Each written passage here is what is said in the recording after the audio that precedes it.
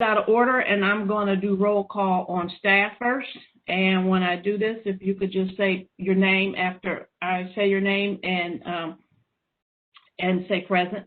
Board Secretary and General Counsel, Margaret Bim.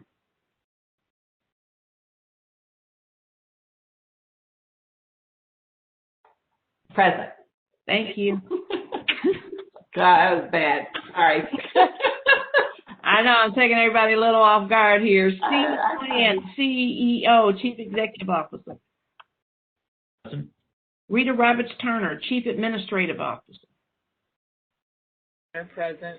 Ed Oliphant, Chief Financial Officer. Present. Bill Miller, Chief Operating Officer. Bill Miller, present. Trey Walker, Chief Development Officer.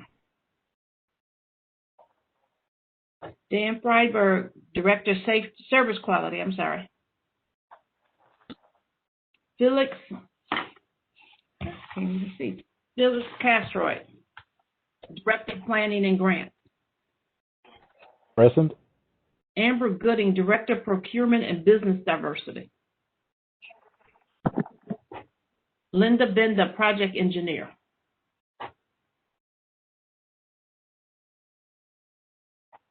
She's trying to connect as well. Okay. Monica House, Senior Executive Assistant and Board Liaison. I am here. You are here. Thank you. Good thing you are here. That lets all of us be here, so thank you. In terms of board members, Mary Griffin. Present. Thank you, Mary. Gail Carr-Williams, present. Janet Miller, I understand, is not present today, and Hannah Paramore-Breen is absent today. Mr. Searcy, have you been able to join the call yet? He's still connecting. Still trying to connect. Okay, so as soon as he comes on, we'll bring him on. So we'll jump around a little bit on our agenda as well. So I'm going to open it up for public comments at this time. And I have 3 names that have requested to give public comments. And I will start with Jessica Dolphin first. Hi, Jessica. It's good to see you. Thank you, and also, Chairwoman. And before we get started, just for purposes of clarification and transparency, each public comment is 3 minutes. Thank you for that clarification. It's good to see you too. Good to see everyone here. I've missed a couple. As she said, my name is Jessica Dolphin. I'm the President and CEO of the Transit Alliance of Middle Tennessee. We are a nonprofit working to build support for funding regional transit. I want to say that Transit Alliance supports WeGo's ongoing efforts to preserve access to transit. We continue to educate residents of the region about the value of transit, how it adds to the quality of our lives, including our health, environment, economy, and pathways to equity. We were saddened to see that WeGo only receives a small percentage of their submitted capital spending requests, and we are working diligently to see that the annual operating budget is fully restored to WeGo, including the Tier 2 ask through our new Transit Advocacy Training Program and Toolkit on our website. For every issue Nashville is grappling with from a silo, be it housing, affordability, education, or even providing equitable services, transit underscores them all. We believe funding WeGo fully would support more Nashvillians in getting back to work and school with greater efficiency and efficacy. Through greater funding for transit, we can achieve greater transportation parity for all. Thank you. Well, thank you, Jessica, and thank you for the work that you're doing with Transit Alliance. And you all just continue to grow and become just great advocates for transit. And it's good to watch you grow like this. So congratulations for all your work. And we miss you. I miss you all too. It's great. So thank you again for being here today. Also, I have Mr. John Bull as wishing to make a public comment. Is Mr. Bull on the line? Mr. Bull is trying to connect as well. Okay. And so next, Mr. Darius Knight. I do see him on here that he is connected. He is. Okay. Good afternoon, everybody. Hi, Mr. Knight. How are you today? I'm fine. Hope everyone is well. Trying to be. Thank you, though. That's all you can do is try. That's all we can do, but it's good to hear your voice. It's good to hear from all of you as well. My comments are more kind of pleasant this time around. I just want to say to staff that I appreciate the hard work and dedication that the staff has been doing continually over this pandemic. I would also like to appreciate a few of the staff, and I'm going to call them out by name. Mr. Dan Friedberg, also Mrs. Katie Friedberg, as well as Ms. Zita Riggs in customer service and the customer service staff. I had a few issues with Quick Ticket, and they moved very swiftly to correct those issues, and I was very glad to see how quick they were able to get that corrected. I would also like to say to operations, dispatch, and to safety, can you please give your operators and your maintenance staff some words of encouragement each day that these members come in, just due to the overwhelming amount of stress that just everybody has been actually going through over this past year. I think that would actually help lift some of these drivers and maintenance staff up through the day as they're working their shift. I would also, I have a request to the board and to staff to actually look more in depth to advertising and try to create a relationship with Amazon as they will have their buildings coming online shortly. I think it's a really good idea for a focus to be had or a discussion to be had with them, since they are pretty much one of the ones that I know well that focus in on transit and really put their money where their mouth is, just like they recently did with Housing for Nashville. They actually put money where their mouth was for affordable housing. And I have always thought this from day one when they announced that they were going to be putting buildings here to have their staff here, was for someone to reach out to them as far as transit, because they stand behind transit. So I'm just asking that if staff could reach out to them, come up with a few ideas, possibly giving them maybe a naming right to We Go Central, for them to, generate some funds into our transit system to at least help make it better, or even once everything is finished with that area off of Broadway, for them to actually have a shuttle that may be more in depth, that serves their campus as well as Vanderbilt, that would also serve the actual WeGo train station, which is the WeGo Star, and possibly even to WeGo Central as well. And pretty much at this point, that's pretty much it for all of my comments. I just want to say to staff and to the board members as well, please remember to reach out to council members and, keep these discussions going about transit. We don't want them to ever forget about transit if that is the last thing that we do. And I would just ask to our board members, please reach out to the mayor's office so that they are aware that if we can get them to pretty much amend the mayor's budget to actually add in all of WeGo's needs for the budget of WeGo, that will have a better standing with council, and it would probably make their job that much easier rather than them trying to go at certain things alone with the actual council itself. And that's pretty much all my comments, and I appreciate you all and continue to be safe. Thank you, Mr. Knight, and you continue to be safe, and we appreciate your comments today very much. I'm going to call back on Mr. Bull and see if he's available. I'm here. Can you hear me? We can hear you, Mr. Bull. Welcome. Great. The first two speakers have pretty well touched on my points and put them out quite accurately. The couple of things, I really appreciate what your all staff are doing. This last week has been a load at it.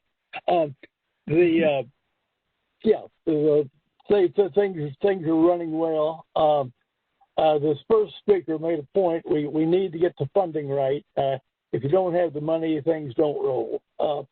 But that's where we are. I appreciate the effort that the staff's making, and that's really all I have to say.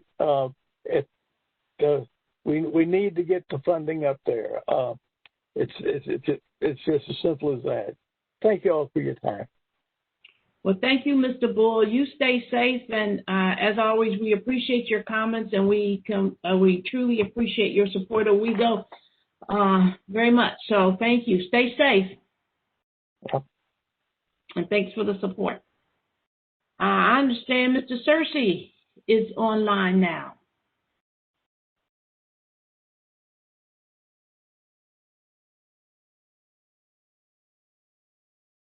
He was on the line. I think he got disconnected, but he will reconnect here in just a minute. I did see him on there for a second ago. Yes, Okay, Go ahead, Gail. No, it's okay. Just let me know when he's back on, so I'll move around a little bit. And what I'm going to do, if Mary is ready, if we could start the NICE committee, and what we start is probably the, I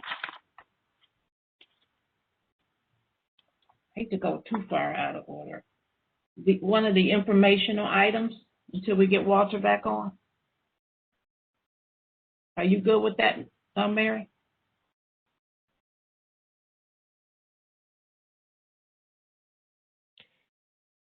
It kept spinning around. That's okay. Yes. Feels like we've been spinning for quite a while now. And it's like I remember playing that little tops game when I was a kid. It just spin and spin. And it just would stop when it was, seemed like when it was supposed to, but never the way I wanted it to. So we're okay. I'm with you on that. I believe we could start with Amber Gooding's report, which is a status report. Mm-hmm. And that is on folks page 29 in their packet. That's perfect. Amber Gooding, are you ready to speak? Well, then I'm going to let you go ahead. Thank you. All right. Well, very good. So it's nice to have been moved up. So, well, good afternoon, Madam Chair and members of the board. I am glad to be here today to present to you our. I'm sorry. And Amber, this is the first time since you've been here that you've actually presented other than answering a question. Have you been to the table before? No, actually, that's what I was going to reference. I came here in September to present the DBE triennial goal and its methodology. And in fact, I think it was you, Madam Chair, that asked if I would come back periodically and provide some updates. Well, since you've been here before, I don't have to say welcome back to I don't have to say welcome to the table. Well, welcome back. Well, thank you. So thank you for bringing this back to us. Thank you very much. Well, great. Well, thank you.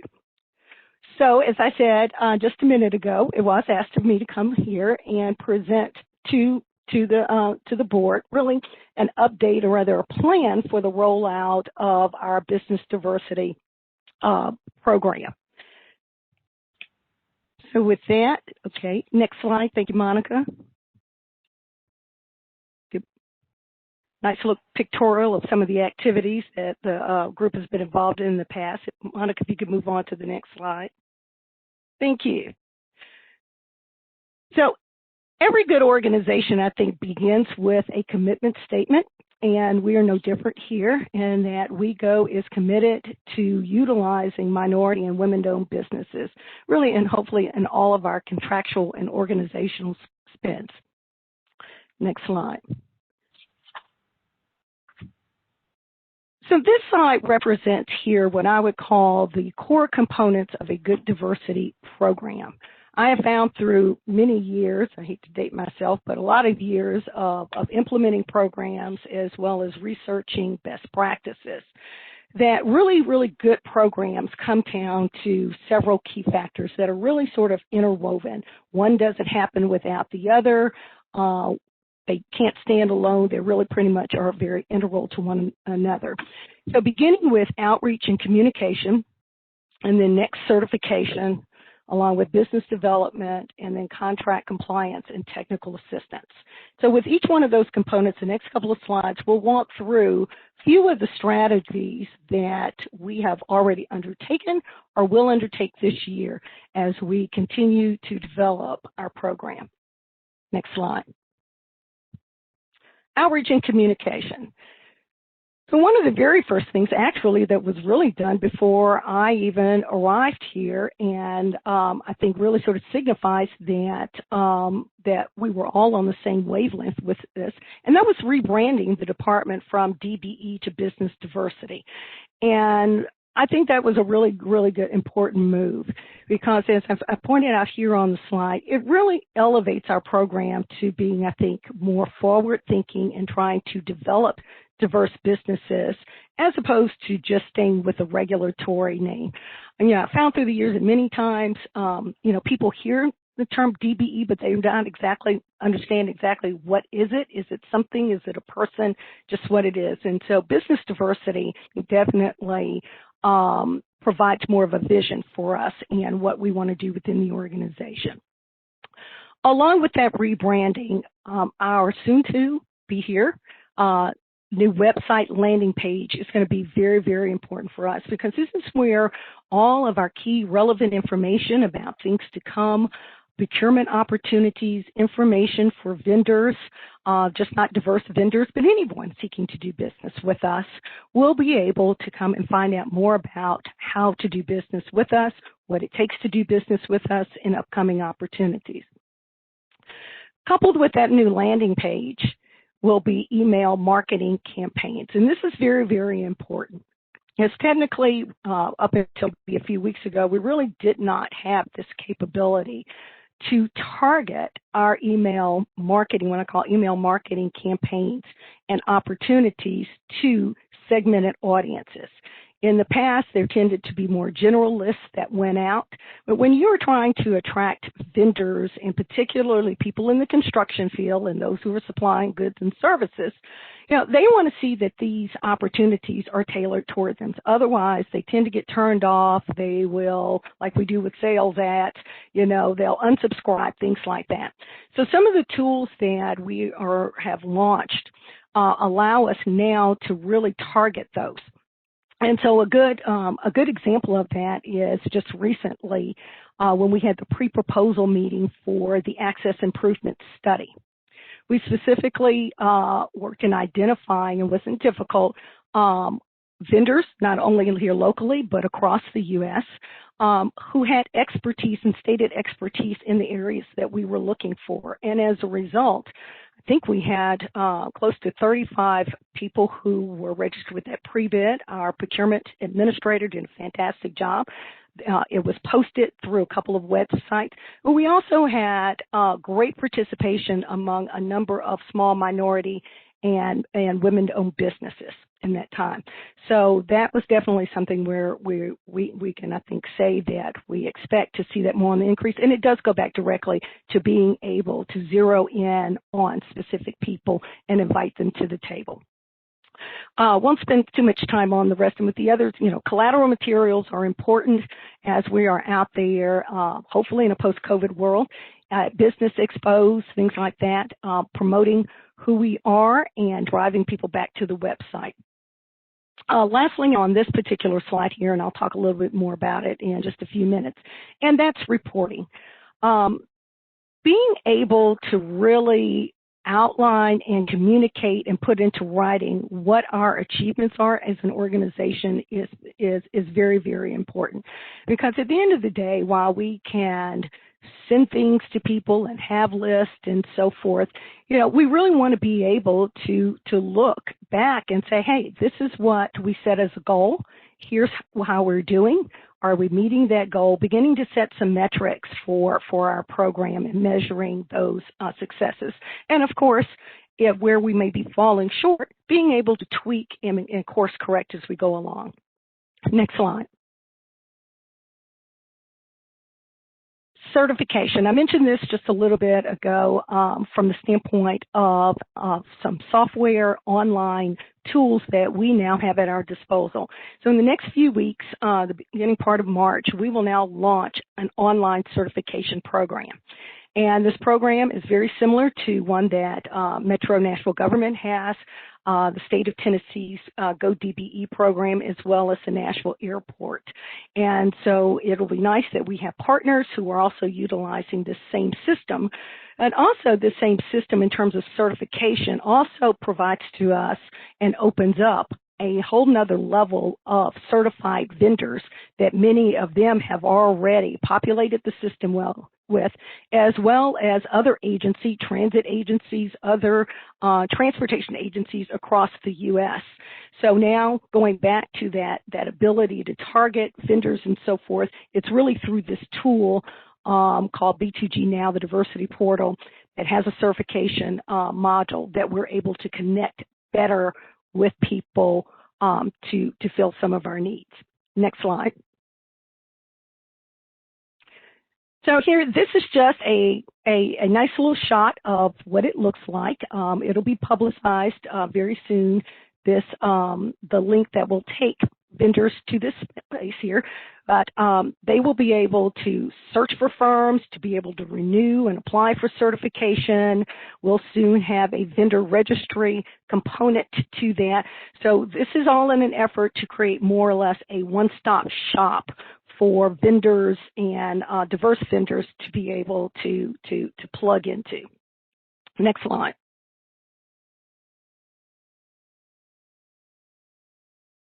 Thank you, Monica. Business development. Business development is really an essential tool, probably one of the most important, I think, as I've found through the years in developing a really good program. It's really the space that you move into that moves us from, all right, just sending out lists, inviting people, to really helping to facilitate our vendors making a connection with us. And so that might entail several different things as we move along this year. I think one of the ones that we're really looking forward to and talking with Rita is building upon, I think, an event that they hosted a couple of years ago, an open house.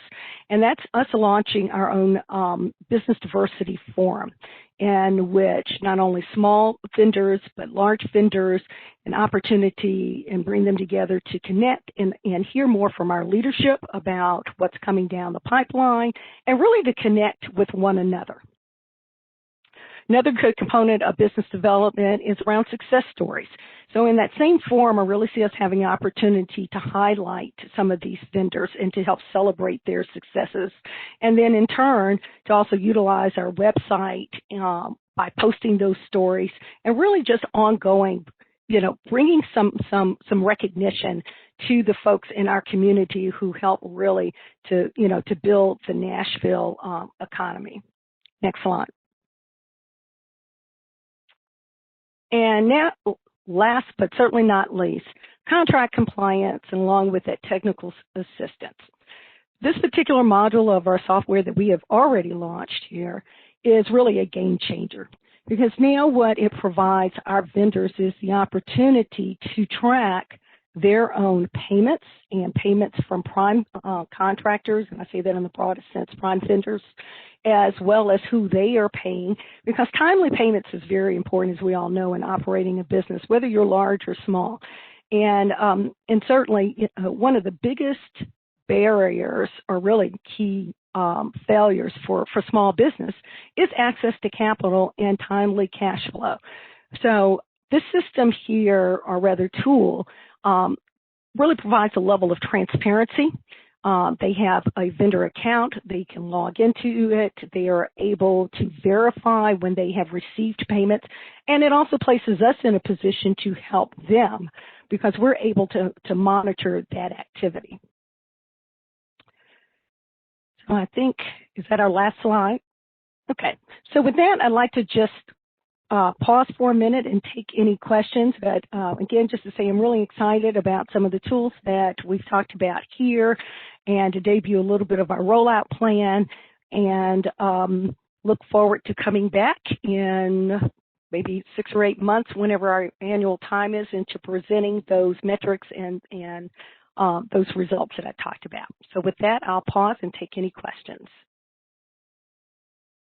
That was great. Mary, any questions or any comments?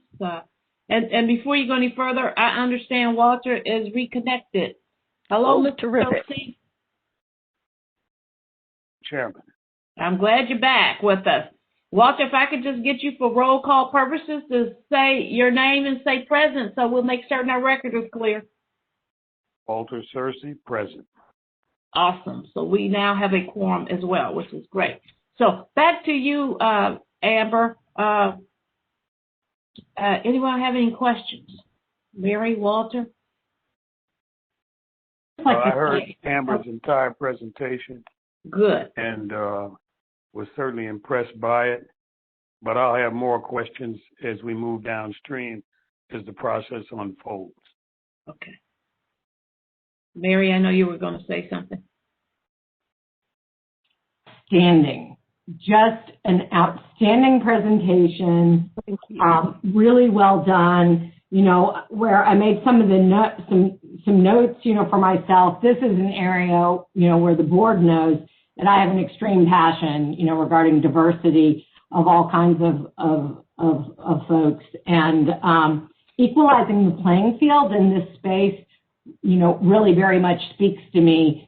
I was an attorney several years ago, more than 2, when, you know, even our definition of minority in metro government did not include minorities, all of the minority groups, and the progress that we have made and what you are doing, again, regarding, you know, cash flow, these critical pieces that need to be considered, you know, for people to be able to equally participate, just got me very excited, and it really did my heart good.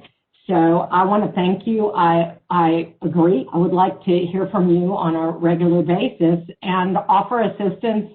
You know, if we can help as the board to, you know, spread the word about an initiative, you know, please let us know. I think this is really important work you're doing, and just want to say thank you and well done job. Well, thank you, and certainly we welcome everyone's participation. Favorite phrase is that diversity is just not one person's, you know, responsibility. It's all of ours as an organization, and certainly even broadening that, it's all of ours when it comes to interacting with all of our vendors, diverse or not. We certainly want them to have a good experience. And to borrow a few of Steve Bland's words when I first interviewed, was that his desire was for our organization to be the one that vendors wanted to come and work with, and to provide us excellent pricing in that process. That's excellent, and it's so good that, you know, we get to be a leader and get to be that example for others to follow as well. And I will say this too, I appreciate your defining the initials. I think we continue to move so far into initials that we forget what the words mean. And so to go back and redefine that, I think is critically important to make certain that we do move forward in the ways that support you and support MTA going forward. So thank you very much for doing that. And I forget initials too, and numbers. So I'm really excited that you did that. So thank you. Great job. Well, thank you. Mary, thank you for your flexibility. I'm going to go back a little bit on the agenda again, and we're on that spinning top. So next I want to go back to approval of the minutes. If I could have a motion for approval of the January 28th meeting, that would be great. Mary Griffin, I so move. Mary Griffin moves, and Walter Searcy, did I hear a second? Did. So yes, Walter, you did. Okay, Walter Searcy was a second. Is there any discussion? If there is no discussion, I will call for the vote. Mary Griffin, how do you vote? Aye. You vote for approval of the minutes? Aye. And Walter Searcy, how do you vote for the minutes? Is that an aye? Aye. Yes. And Gail Carr-Williams is an aye for approval of the minutes. The minutes are approved. Thank you both very much. And how about we get back to our original order of the agenda, and we'll go to Operations and Finance Committee, and that is you, Mr. Searcy. You're on. I'm going to immediately pass the ball to our CFO and welcome him to the hot seat once again. Thank you, sir. On pages 9 and 10, we have the financial report through December, the first 6 months of our fiscal year, and I'm going to be very brief because we have a very large agenda. And also because it's pretty much the same story that you've been hearing for the past 6 months due to the pandemic. But I will be brief. We did budget on a full budget year, so all of the expenses should be in a favorable category, but the one I will highlight is the labor and fringes, and I'm on the right-hand side of page 9. You see the unfavorable. We have been keeping all of our employees whole based on the CARES usage of the CARES Act, but we are still, and I mentioned this last month, we are still seeing significant increases, some large increases in our health expenses, which we are going to keep a good eye on, and also will be a topic in our collective bargaining because we do need to control those expenses. The only other thing on this page I would have to say is in the middle of the revenues, the state, you see the state assistance, there's no need for panic. That did come in January as opposed to December, so we're good there and we're tracking well on our CARES Act. The last thing on this page I will say is the only thing that's happening normal in this year is that we will start tapping into our line of credit starting in March through June as normal until we receive our funding for our preventive maintenance expenses. So that is the one normal thing in this year that I can say. On page 10, we have the balance sheet, and the only thing I will talk about is the aging based on transparency between us and RTA, since we manage the RTA. On the accounts receivable, RTA owes MTA about $263,000 related to the services we provide to the Southeast Corridor, and we owe them about $14,000 based on revenues and things collected that we give back to them on that service. And unless there are any other questions, that concludes my report. Ladies, are there any queries that you have of Mr. Oliphant? None for me, thank you. Thank you, Ed. You're welcome. The balance sheet that it could be focused upon. Well, two-thirds of the way down on page 10, we, as I just mentioned a second ago, we have not drawn on our line of credit. It's still a zero balance. But, Walter, other than that, it's a pretty normal balance sheet. And, again, we will be tapping into the line starting in March. But other than that, that's all I can highlight. Very good. Thank you very much. You're welcome. Right, I think, Dan, you're up next. Sure. Good afternoon. We'll go ahead and start. All right. Thank you. We'll start with the operations dashboard report on page 12 in the printed packet.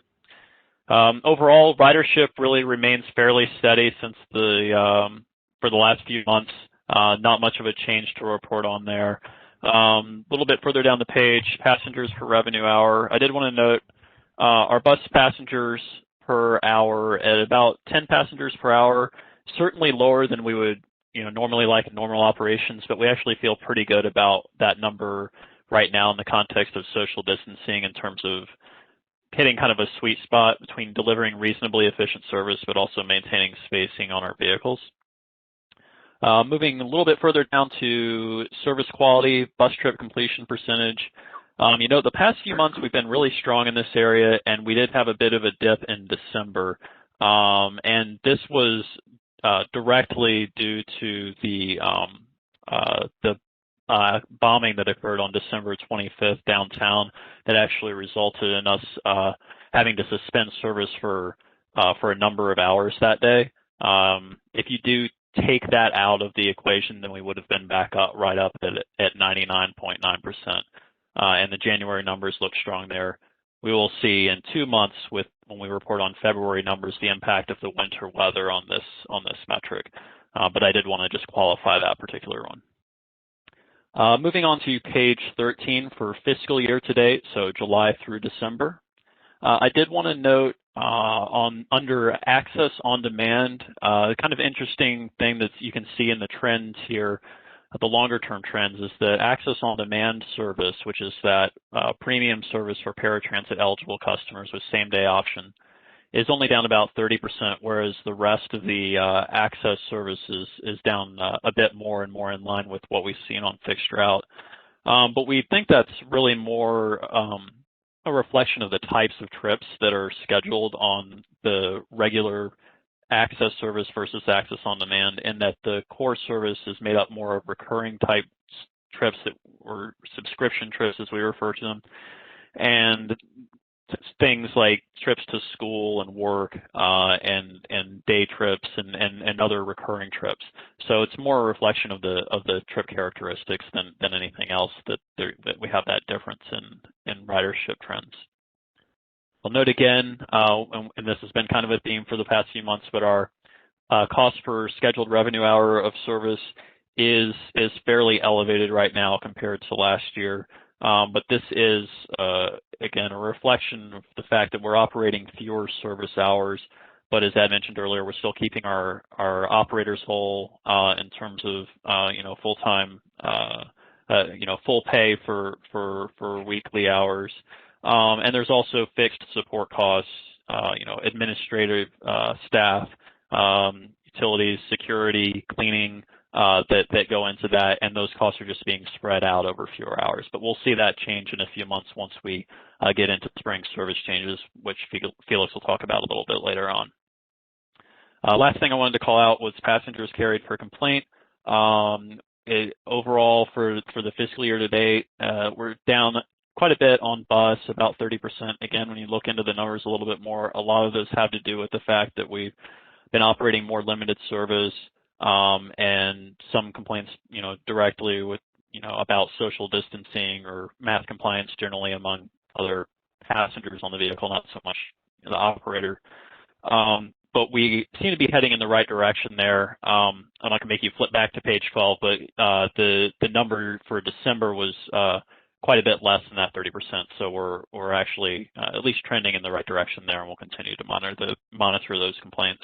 So unless there are any questions, that concludes my report. Any questions for Dan, gang? We're good. I assume things will look a little different since school's going back in this month, and it's a whole nother challenge, we'll see. Right? It is, and we've been tracking. It's just a few grades have gone back now, and we haven't seen a big demand. But next week, I think will be more the test for us as more grades go back, and we have all of our high school students returning in early March. Okay. Thank you. Since you're sitting there all dressed up, no place to go, let me ask you about the quarterly route performance report. All right, well, let's jump right into it. So we're on pages 17 and 18 in the packet, the quarterly route performance indicator report, and this is for the time period October through December of 2020 compared to 2019. And of course, the themes that we've seen on the dashboard report are reflected here in terms of significant decrease in ridership year over year. Nothing new or surprising there. And of course, a corresponding decrease in the productivity in terms of passengers carried per hour vehicles. But what we do see here is a little bit more of a nuanced view in that those changes in ridership patterns are not, they don't occur evenly across the board. There's different routes that have declined more and different that have declined less. And even when we look at an individual route, there's differences in the ways that ridership have changed by time of day. So for example, that traditional commuter pattern where you have really heavy ridership in the morning and evening has flattened out quite a bit, and it's a little bit more of a smooth demand curve across the day for many routes.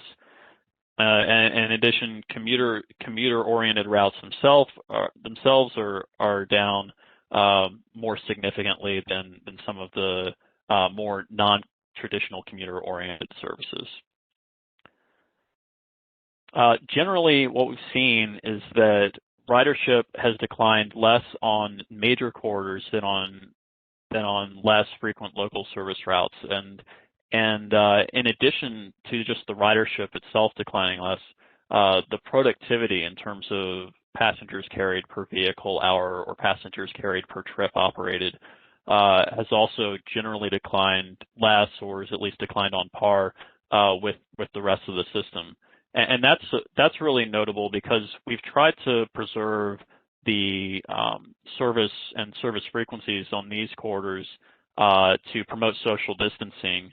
And what we've seen is that even though we've kept the service hours there relatively steady, the productivity has still been as strong as or stronger than many of the other corridors where we've reduced service hours. And you would expect if you pull back on service hours that your productivity would actually go up a little bit, because although you might lose a few riders, you've got more passengers riding on a given vehicle. But what we've really seen is that that hasn't necessarily held true for the corridors. They've been strong even though we have more service there on the street relative to other corridors. And that's one of the things that we look at in terms of where to potentially allocate or reallocate resources as we start to ramp back up to something that's more closely resembling full service. One route that I did want to just note specifically, this is only one I go into any detail on, but happy to answer questions about the others, is the number 9 Metro Center. And you'll note that it's actually has the highest productivity in terms of passengers per hour of any route in the system at the moment. And there's some uneven demand there. There's actually some social services programs that operate just once a week, and so we're looking at the potential to use extra strategic helper buses like that we refer to as 99 buses to help out with that service, rather than scheduling normal service every day that may not be utilized as heavily. Also, the passengers per trip, which is really a better indication of crowding, is somewhat lower, and that's because the trips on that route are somewhat shorter. So although the productivity per hour is relatively high, we're not too concerned there about crowding, but we are certainly monitoring that situation. So just in general, we looked at these KPIs and these trends as one element of how to strategically redeploy resources, and Felix will talk a lot more about that in his presentation. Certainly, the past is no guarantee of future performance, but it does provide indications on relative strength and resilience of transit demand in different markets and service areas. And again, Felix will review some other factors and specific recommendations in the NICE committee. But one thing that I did want to note that's interesting to note about these corridors is that when you are looking at these numbers, that you could lose sight of the equity component a little bit. But one of the interesting studies that's come out of the pandemic, a couple of studies actually here and in other markets, is that those corridors and those services where you've retained the most ridership also happen to, in general, not always, but in general, closely align with those markets where you're serving customers that are lower income or that are minority or that are otherwise you might generally consider to be more dependent on the service. And I think that's something really important to take in context, especially when we start to talk about, where it makes sense to redeploy and reinvest resources ramping back up to full service. So that's my report here. Again, happy to answer any specific questions about some of the metrics associated with individual routes, but wanted to give that opportunity and make sure we have plenty of time for Felix to go through the details of the service changes. Thanks, Dan. Anybody have any questions about the quarterly route performance report? None for me, thank you. Good job, Dan. Very good. Thank you very much. Bill Miller, are you in the house? Okay, thank you. Good afternoon, committee chair and Madam Chair and members of the board. This board action item will pertain to the acquisition of some more access ride vehicles.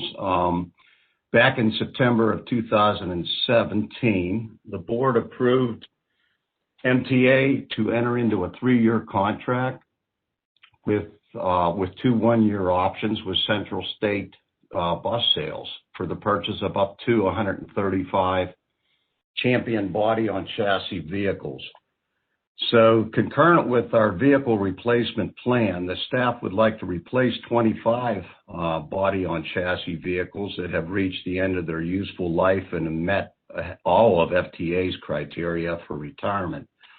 The vehicles we're replacing are 2013 vintage or even older, and they're well beyond the miles that are required to be retired. The 25 vehicles we're looking to purchase would be used exclusively on the Access Ride service, so they would be spec'd a little bit differently than the last procurement we got on these Access Ride vehicles.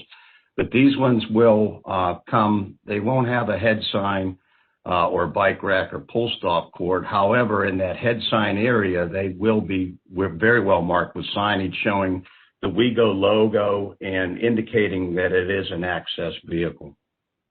That said, the staff is recommending the board provide the Chief Executive Officer the authority to approve the purchase of these 25 Champion body on chassis cutaways from Central State Sales Incorporated at a cost of $142,907 per vehicle, with a total cost not to exceed $3,572,675. This purchase would be funded utilizing the federal Formula 5339 State of Good Repair funds, combined with the state and local match. I'll be happy to answer any questions anybody would have on the vehicles. Great. Ladies, any queries of Bill on this recommendation? Is this the first time we've used Central State's bus sales? No, we've purchased two blocks of vehicles from them in 19 vehicle purchases the last 2 years. Okay, and we feel comfortable with them and their response to any repairs that might be needed and those kind of things, correct? We do. We entered into that contract. We've had a few bumps in the road, which are normal with a lot of these contracts, but they've been responsive to the issues. Okay, thank you.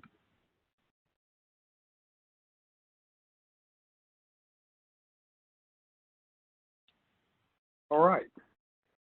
Hearing no further questions, Bill, thank you. We hear your recommendation. And of course,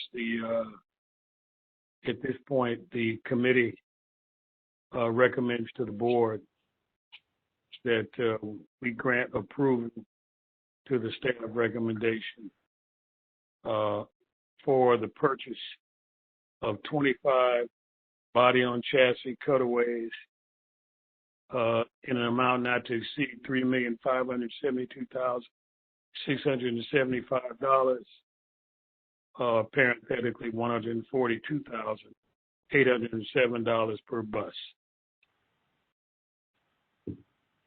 Well, there being a recommendation from the committee, if there's a motion, that would be great. Griffin, I so move. And not requiring a second. We don't need a second, Walter, because of your fabulous work of your large committee. So that's awesome. Yes, so there's a motion. Is there any further discussion? And I hear no further discussion, so with that, I will call for the vote. Mary Griffith, how do you vote? Aye. Walter Searcy?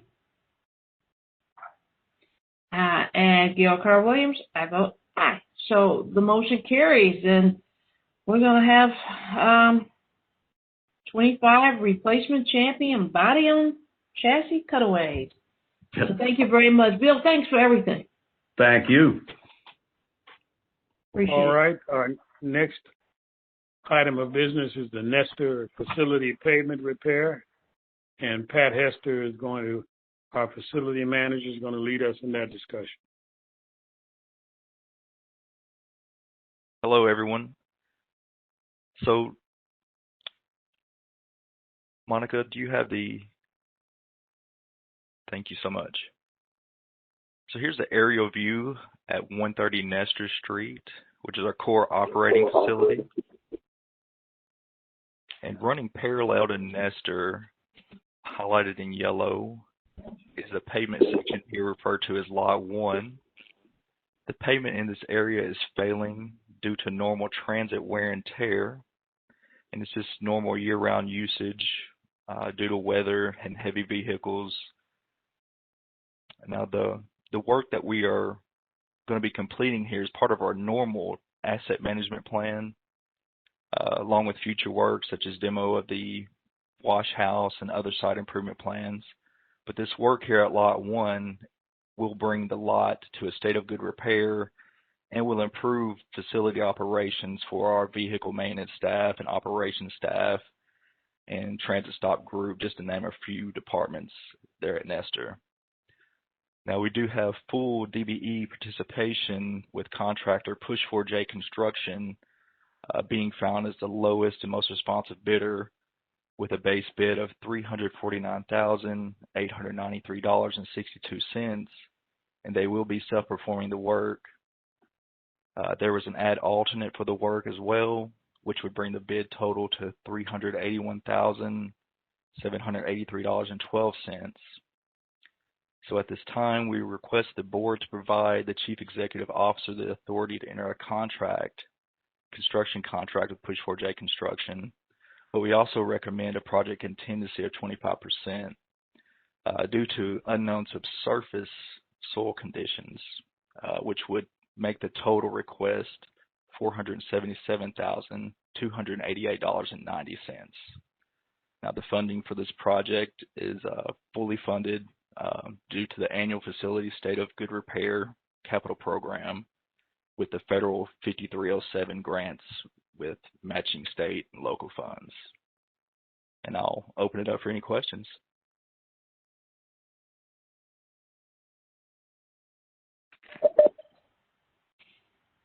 I don't have any.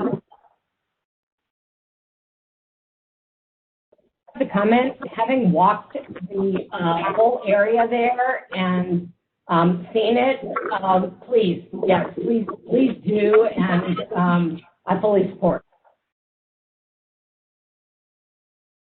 Yes, absolutely. One of the things I'd like for you to do for us, Bill, is provide us with, Patrick, provide us with a breakdown on Push4J Construction, who the principals are, and some demographic descriptions of those principals. Between now and over the next couple of weeks, that would be good as a supplement to this report. Now, having said that, the committee does recommend the approval of this recommendation as it currently reads.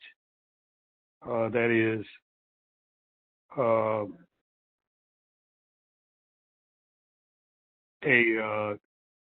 an amount not to exceed a total of $477,228.90, and the funding to be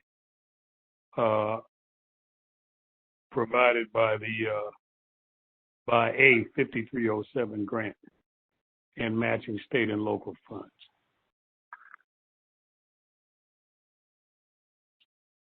Awesome. That being the recommendation of the committee, if I could have a motion for approval. Mary Griffin, I so move. And not requiring a second, is there any further discussion? And if there is no further discussion, then I will call for the vote. Mary Griffin, your vote, please. Aye. And Walter Searcy, your vote, please.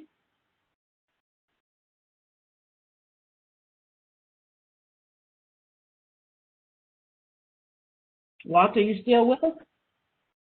Am I aye? There you go. I like that aye. Thank you very much. Okay. So Carl Williams is an aye. The motion carries. So, we're going to get pavement. That's awesome, right? It'll be good. Thank you, Patrick. I appreciate it. Back to you, Mr. Searcy. All right. We have, speaking of pavement and ground maintenance, Patrick is going to lead us through a discussion of the next agenda item, the ground maintenance contract value increase. Yes, sir. The ground maintenance is also an asset management effort, managing responsibilities that include items like mowing, debris removal, irrigation, lighting, and servicing us with on-call services such as tree removal and most notably last week, snow removal. But ground maintenance here at WeGo continues to involve, as we said, high expectations that are model home-like, and we're receiving a good service at a great value. And all the work here is completed on schedule. As we continue to have facility expansions and have frequency increases, our DVE contractor, Beard Property Maintenance, has delivered and has obtained 2 additional 1-year options on top of his initial contract. So currently right now we have a contract remaining balance of $13,670, and we are recommending a contract value increase of $91,000 to budget through the term of the contract. And this will establish a not to exceed contract value of $390,460. The funding is already there, utilizing the operating budget for each facility, and we were requesting the board to approve the increase of $91,000 for the ground maintenance service contract. And I'll open it up for any questions as well.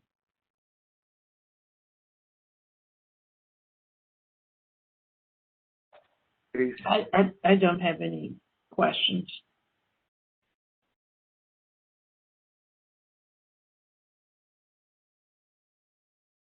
Madam Chairperson.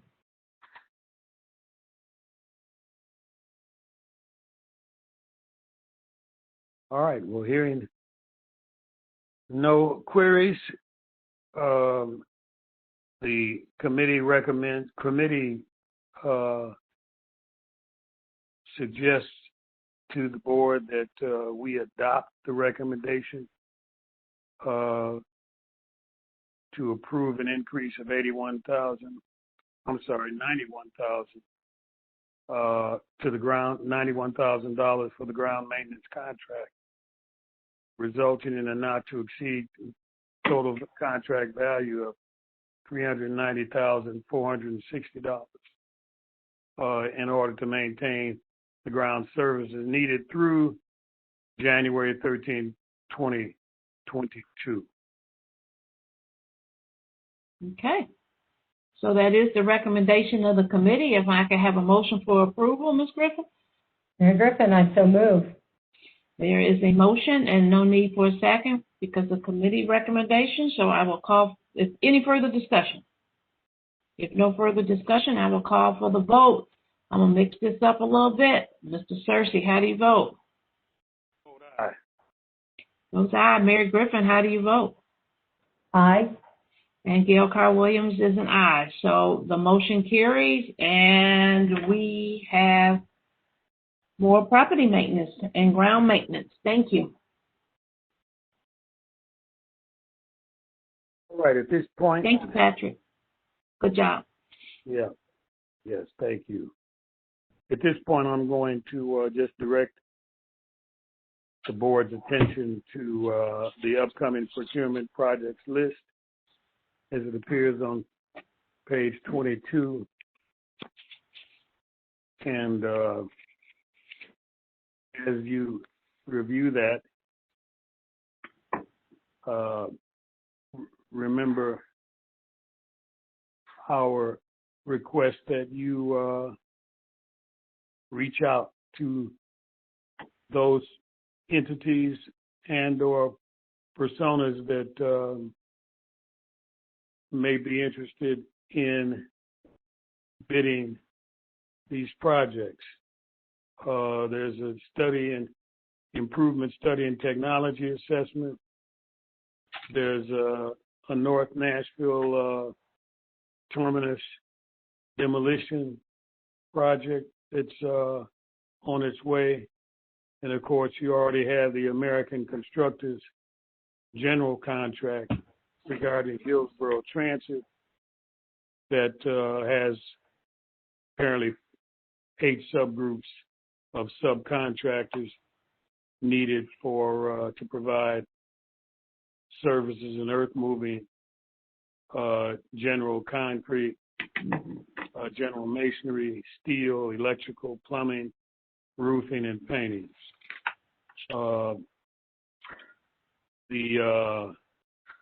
Apparently the publishing date for these items is either occurred or is soon to occur, and the estimated value of these projects are $2 million. Sounds good.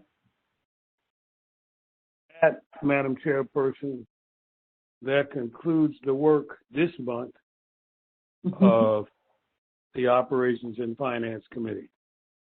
Mr. Searcy, you had a busy month. Good job. Well, I was glad that I finally arrived to steer us through it. Yeah. No, you did great. So thank you very much. I appreciate it. And Mary, Ms. Griffin, we'll go back to you now to the NICE committee. Thank you, Madam Chairperson. I very much appreciate that. So going back to the top of the NICE committee agenda, I will call for Felix Castrada, the Director of Planning and Grants, to talk about spring 2021 service changes and Title VI analysis. Felix, are you there? I am here. Can you hear me okay? I can. There he is. Thank you. Excellent. Thank you, Ms. Griffin. And if you please turn to page 23 in your packets.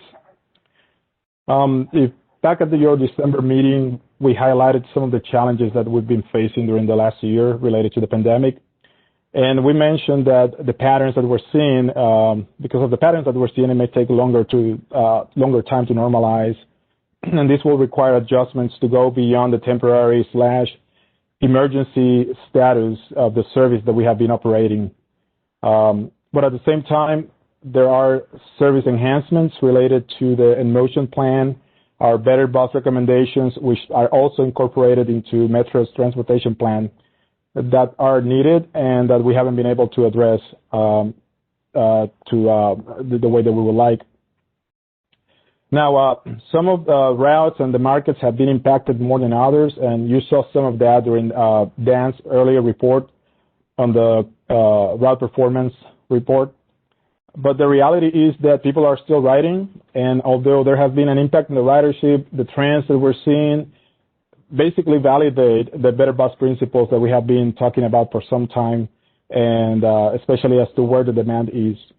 The core routes of the system, those that are serving the major corridors, those are seeing overcrowding on some areas, and because of the demand. And in many cases, this is happening throughout the day and not just during the peak times as we may be more used to. And I remind you all that the people that are riding are people that don't have other options. They're working critical service jobs. They've been keeping the city and the economy moving during all this time. They don't have access or options to work from home, and they need those, the accessibility to those opportunities. Other routes are seeing less of a demand, which has prompted us to be strategic about how we will deploy our limited resources and be able to more effectively serve the areas where the demand is. And also, as you are aware, there have been some other financial constraints with the Metro budget shortfalls and that uncertainty that we still have for the next fiscal year budget. So with that background, we developed a service changes proposal, and we took that to the public for comment. Next slide, please. So as we discussed earlier in December, we have a series of guiding principles for this service proposal. We have to make sure that any potential changes are thoroughly considered with a social equity lens. There's a lot of people that are struggling, and they have to be able to move around and access the opportunities. We have to focus on the major routes, those that are carrying the most riders. We have to make sure that we prevent overcrowding and that we offer reliable service for them. At the same time, we have to balance our resources. We have to consider our fiscal reality. We have to ensure that those resources are deployed as cost effectively as possible, but at the same time, making sure that we're meeting our service priorities. But we also know that our network needs service improvements, and as such, we must continue to advance service design principles that are aligned with better bus, simplify the system, make the service faster, more direct. We have to promote connections outside of downtown, and these things are needed to get people to where they are going faster and expand those opportunities and that accessibility, especially for the riders that have continued to rely on our service during the pandemic. And lastly, we have to maintain flexibility and be able to respond to the changing conditions and the trends that we're seeing. Next slide, please. The proposed changes, and you can see a summary of what those are here. They include areas like frequency improvements, routing improvements, later service for several routes, but other changes also reduce the amount of service on some routes, so we can reallocate those resources, and also include the discontinuation of some of the routes. As we continue to see the trends and what they look like, we are having to reorder our priorities and start shifting the resources to be able to meet the demand and more effectively serve the markets where that demand is. And because the resources are limited, they're going to be trade-offs. So these changes impact most of the routes in the system in one way or another. But I will point out that overall, we are improving the conditions, especially on our core routes. Now, not only are those the routes where the higher demand is, but also it aligns with the in-motion plan and the better bus principles that we've outlined before. With these service changes, approximately over 71% of the changes are restoring and improving frequency to the frequent transit network routes. And I'll just mention that these are the routes that serve over 75% of the system ridership. So overall, we are making improvements to most of the ridership in the system. Also, with these changes, we're gonna be about 90% at the 90% level of where we were before the COVID-19 pandemic.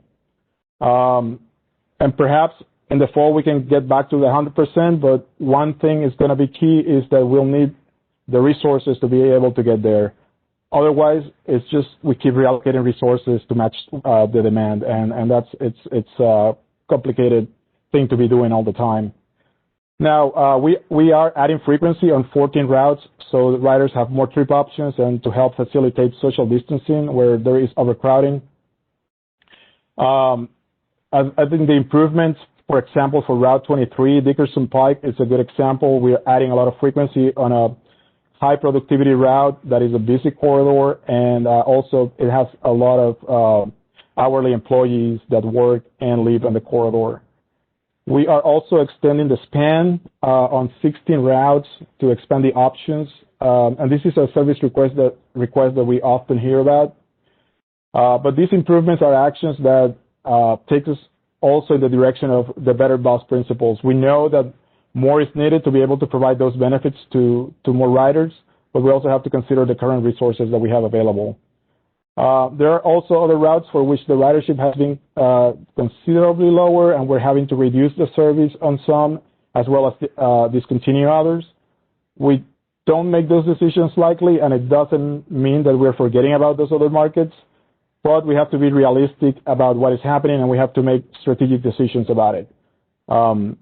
So we will continue to monitor those markets to see how things may shift in the future, and as resources become available, we can reevaluate. Next slide, please.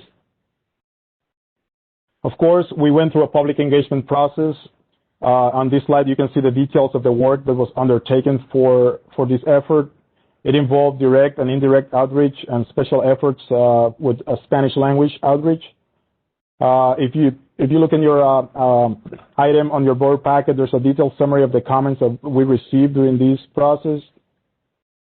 I'll just say that the nature of the comments was diverse. There was not a dominant theme. Sorry, my lights are going out on me here. All right, I'm back. But as expected, there were people that liked the improvements, especially with the frequency and span. There were others that expressed concerns about discontinuation of some of the routes. But in general, there wasn't anything that was unexpected or a dominant theme that we can hear or capture that was totally different and will push things in a different direction. Now, staff, if you read through it, you'll see that staff was able to address most of the comments as they relate to the service changes proposal. Some other, we always get some other service requests that we cannot accommodate at the time, but we always take note of those and for future consideration. And also, we heard some concerns from metro schools about some of the schools that may or could get impacted by the changes, especially now that they start facing students back for in-person learning. But we are working closely with schools on specific issues, and we will try to accommodate those to the degree possible, especially within the regulations that we get for how we serve schools. And we can look at other alternatives in the future as we explore other options. But overall, I think our system does a good job in servicing the schools. There are always going to be locations that are going to be more challenging to serve, especially in the outer areas. And we will work closely with schools to address any of those issues. Next slide, please. So you heard me mention equity earlier. As an agency, we've made a commitment to the considerations and the awareness of equity and everything that we do. Plus, we're also bound by the federal government on the requirements to be able to demonstrate compliance with Title VI. As part of these service changes, we, of course, did an equity analysis. Now, typically, when we do this, we compare or evaluate the changes to the last level of service. However, this past year, we've been operating under temporary changes. So to be able to do that, we used the fall of 2019 as our baseline, which was the last time we did major service changes.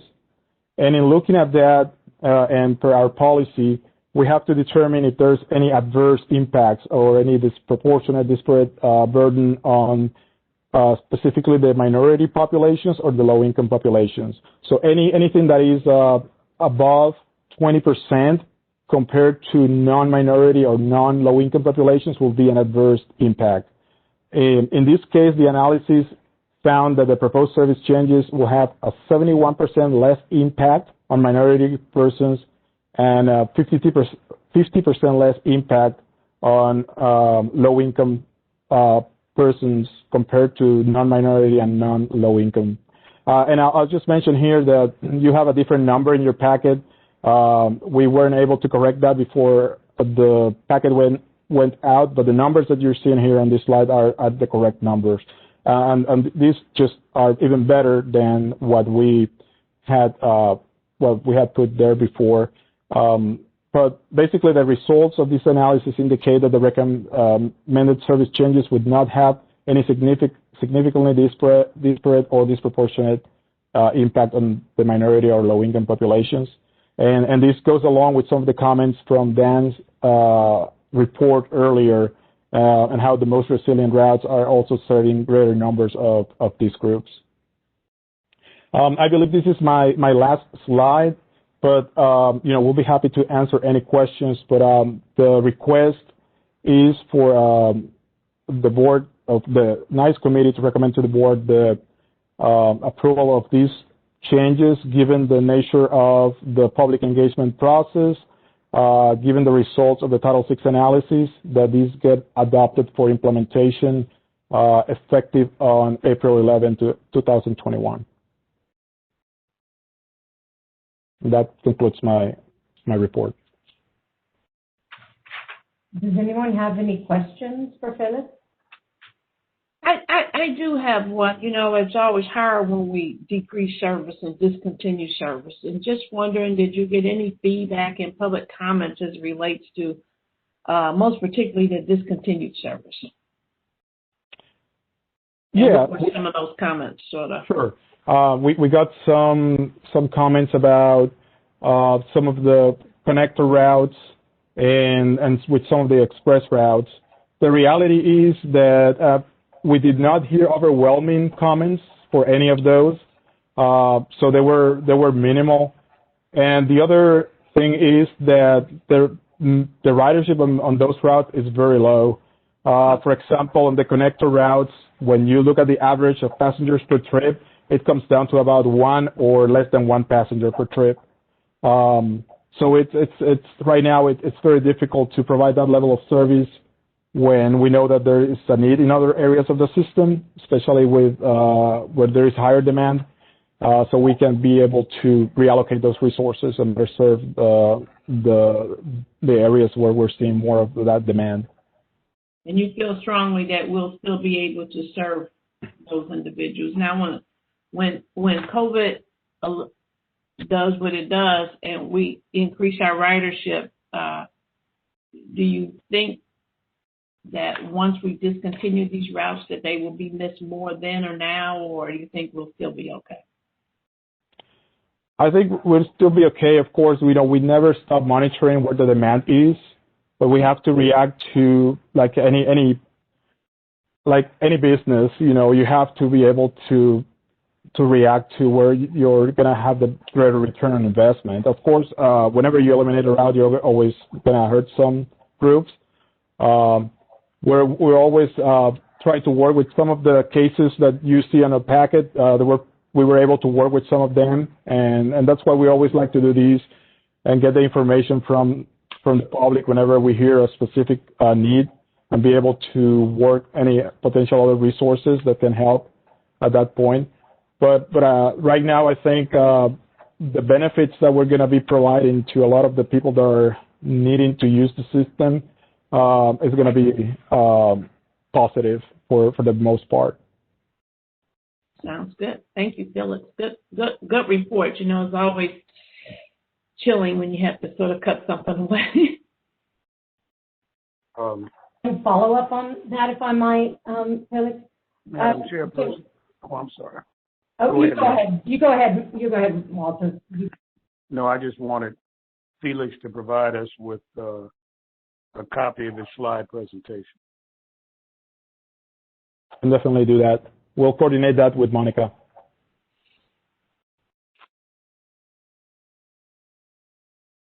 I have sort of a more direct question, and that is, so some of the people, because of COVID, are driving instead of riding the bus. So if you're looking at the bus to see who's riding on the bus, and I'm going to go ahead. People know I'm from Bellevue, and people like to complain and say, well, we want to ride the 24X. We don't want to ride the 5. It will take longer time I'm sitting on the bus. How do we monitor people who would come back to bus riding, but they went to cars because of this unique circumstance? Well, in many of the cases, and you're right, some of the services, and I forgot to point this earlier, I think Miriam reminded me, but in some of the routes where we are eliminating or discontinuing, especially the commuter routes, we have parallel service. Like in your case, you mentioned the 24, there is the 5. In the case of the 35 in Rivergate, there is Route 56 in Gallatin, which also provides parallel service. So many of those are not completely, left without service. But we are keeping an eye on what is happening with the employers. The RTA service, for example, is a good indicator. Many of them are currently driving, and we know that we've been in contact with the employers including the state, which is a big employer. You know about that. So we're trying to understand what the plans are, and how we're seeing those commuters starting to come back. But it's a process. It doesn't happen overnight, and we try to keep. We have email addresses that go to to our riders as well, and we have constant communication with the information that comes through our customer care, the comments that we're hearing. But, if you have any recommendations that other things that we can do to start looking into establishing those areas or channels of communication, we'll be happy to look into some of that as well. I appreciate that. There's actually sort of how people get in their mind, what they see is all that there is. When I was riding the 24X, people were convinced the only way that you monitored routes was through those people who would periodically sit on the bus, kind of thinking. And again, when folks don't know, they kind of, guess for themselves. And I'm glad to help spread the message of that you all do have to look at, we're not back working downtown again, and there are other factors. It's not based on, one day of one person, riding on the bus. Thank you very much. Your presentation, muy bien hecho. Gracias por todo su servicio.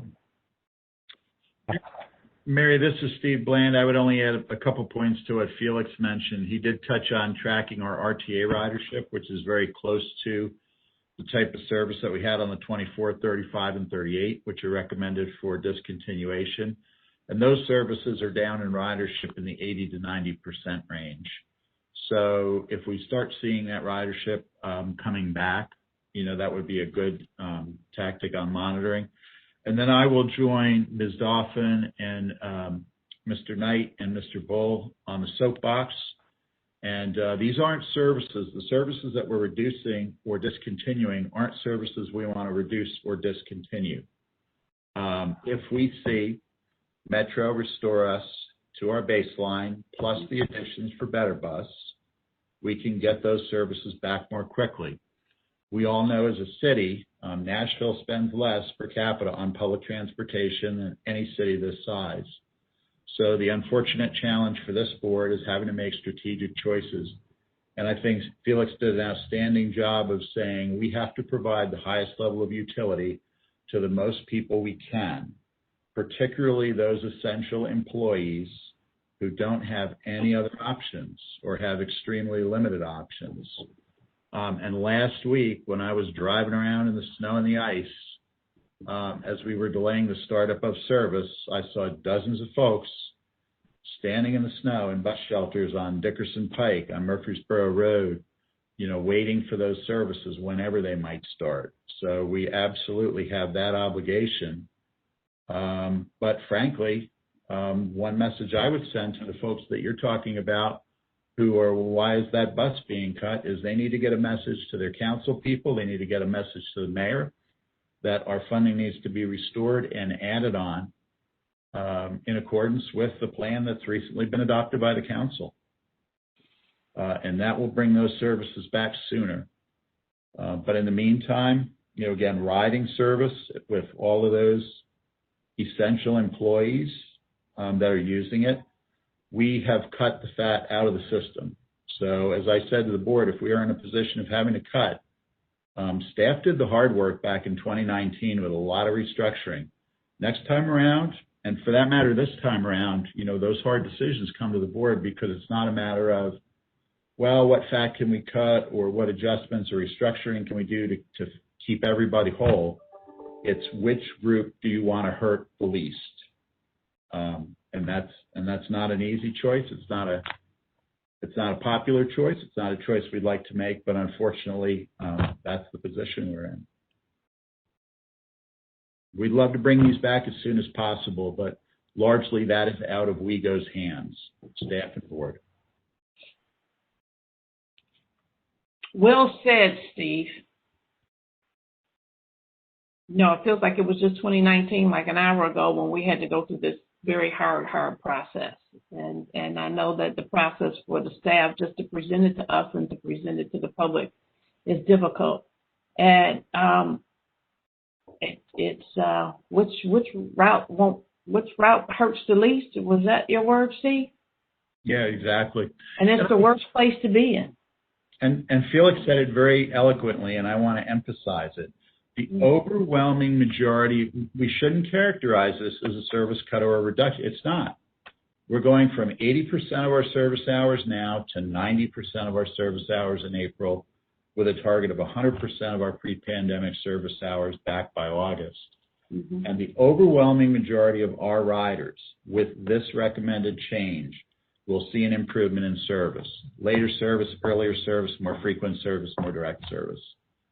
So again, my kudos to the staff, Felix, Hannah, Justin, Katie, Chelsea, everybody who was involved in putting this together.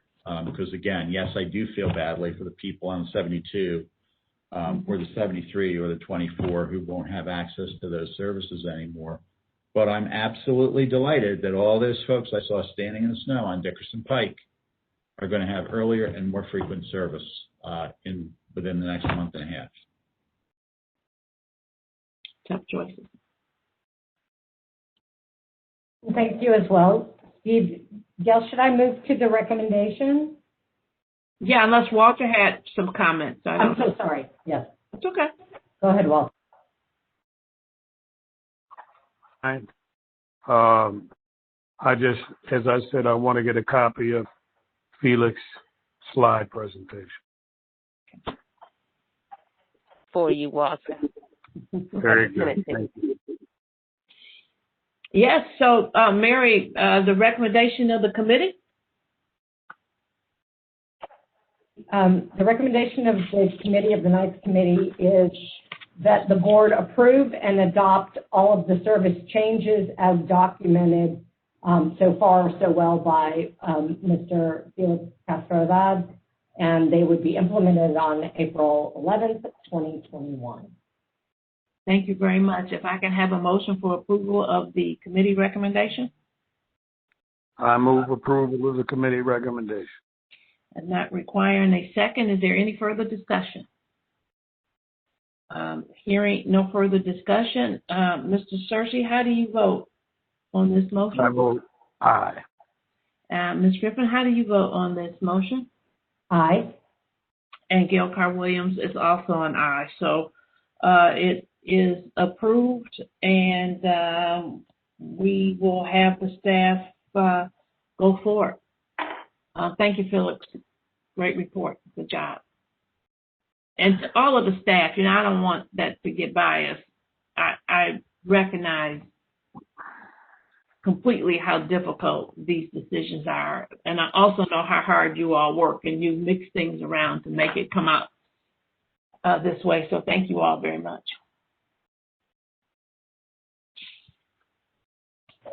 All right. The motion is approved.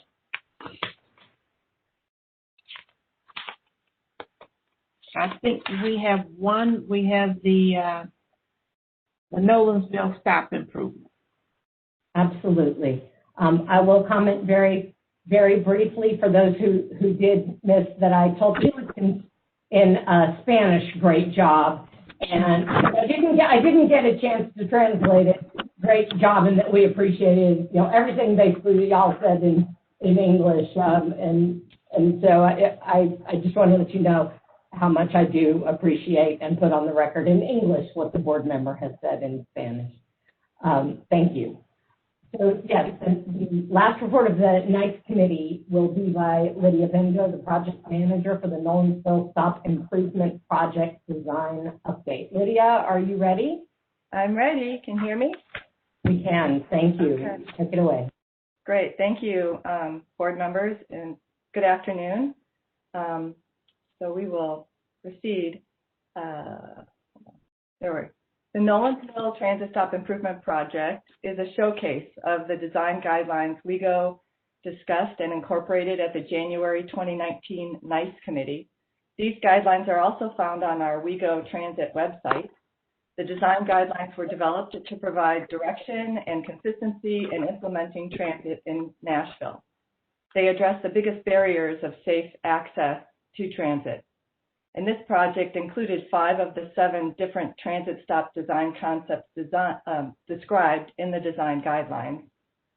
And the 5 designs on this project best service our riders while considering the bicycle lanes and the varied right-of-way widths on the corridor. Next slide, please. So the Nolensville Route 52 is our third highest ridership corridor with 10-minute service frequency during peak hours, 15 minutes during weekly midday hours, and 20-minute frequency during nights and weekends. 72% of the boarding on the Route 52 takes place at 40 stops on the trunk line, which is from Central to Harding. 55% of the total Route 52 boardings will be upgraded as part of this project, excluding WeGo Central. So when we combine that information with existing shelters, 85% of the total Route 52 boardings will occur at shelters, excluding WeGo Central. So we have successfully completed construction and opened 16 of the 18 transit sites for this project. Next slide, please.